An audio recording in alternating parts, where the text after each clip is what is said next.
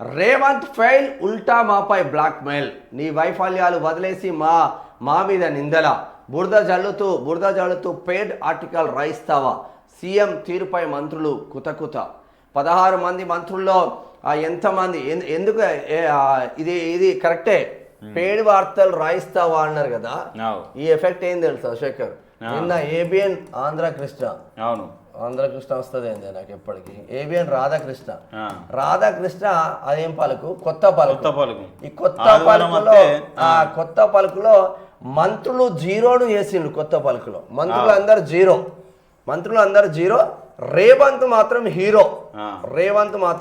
అంటే రేవంత్ లేకపోతే కాంగ్రెస్ పార్టీనే లేదంట. ఇక మంత్రులకు ఎవరికి సమర్థత లేదంట. మా దుద్దిల్ల శ్రీధర్ బాబుకు సమర్థత లేదు, మా ఉత్తమ్ కుమార్ రెడ్డికి సమర్థత లేదు, మా కోమటిరెడ్డి వెంకటరెడ్డి 11 గంటలకు సన్ గ్లాసులు పెట్టే మా కోమటిరెడ్డి వెంకటరెడ్డికి లేదు, మా పొంగులేటి సీనాన్నకు లేదు, మా కొండా సురేఖకు లేదు, మా సీతక్కకు లేదు, మా జూపల్లి కృష్ణారావుకు లేదు, మా అడ్లూరి లక్ష్మణ్కు లేదు, మా పొన్నం ప్రభాకర్కి లేదు. ఊరి ఇంతమంది అందరు డమ్మిగాలేనా?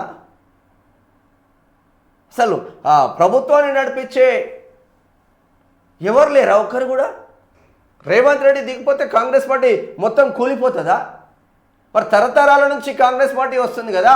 100 సంవత్సరాల చరిత్ర కలిగిన కాంగ్రెస్ పార్టీ అనేక సంవత్సరాలు, 50 సంవత్సరాల పైచేలకు కాంగ్రెస్ పార్టీ వెళ్ళింది కదా. తెలంగాణ రాష్ట్రాన్ని, ఉమ్మడి ఆంధ్రప్రదేశ్ ప్రాంతాన్ని కూడా కాంగ్రెస్ పార్టీ ఆధీనంలో ఉంది కదా. మరి అప్పుడు రేవంత్ రెడ్డి ఉండి నడిపించిండా?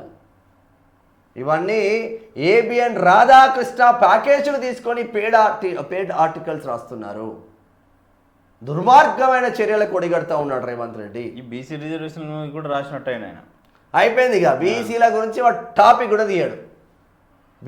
బీసీలు అంటే ఇక ఎస్సీలు కూడా ఇబ్బంది పడుతున్నారంట. దుర్మార్గమైన చర్యలు రాస్తుంటాడు ఆయన. వాడు 16 మంత్రుల్లో ఎంతమంది మధ్య సమన్వయం ఉన్నదో చెప్పగలవా? మీ సొంత జిల్లా ఎమ్మెల్యేలే వేరు కుంపటి పెట్టుకున్నారు, వాళ్ళను ఏం చేశావు?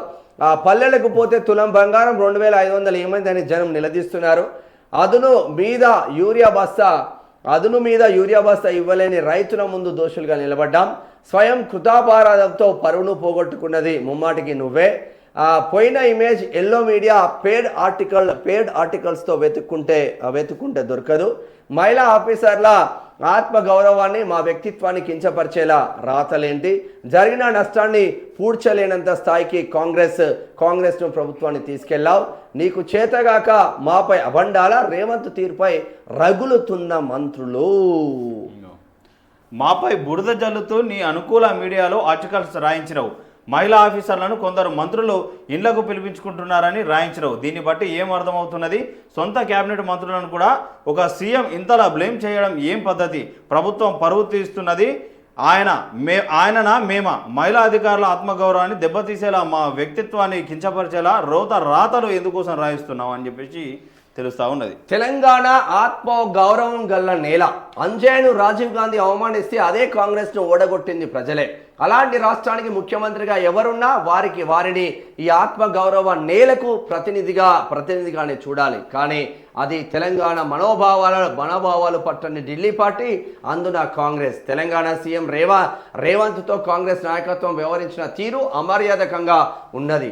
శనివారం ఢిల్లీలో అధిష్టానం పెద్దల్ని రేవంత్ కలిసినప్పటి ఫోటోలో ఒక ఎంపీ, ఏఐసిసి జనరల్ సెక్రటరీ అయిన కేసీ వేణుగోపాల్ కాలు మీద కాలు వేసుకుంటే కుర్చీ అంచున కూర్చొని వివరణ ఇచ్చుకునే స్థితిలో సీఎం రేవంత్ ఉండడం కనిపిస్తున్నది. మీడియాకు విడుదల చేసే ఫోటోల్లోనే ఇలా ఉంటే మరి కెమెరాలు లేనప్పుడు ఎలా ట్రీట్ చేస్తూ ఉండొచ్చు?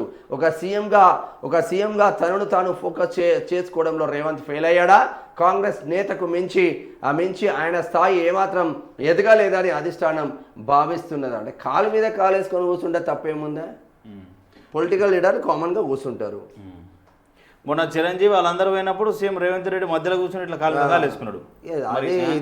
ఇది కరెక్ట్ కాదు.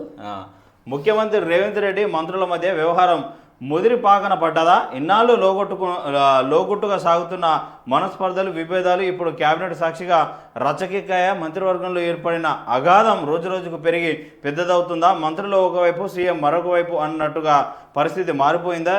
ఇది ఒకరినొకరు ప్రత్యక్షంగా విమర్శించుకునే స్థాయికి, పరోక్షంగా హెచ్చరికలు జారీ చేసుకునే స్థాయికి వెళ్ళిందా తన పరిపాలన మీద?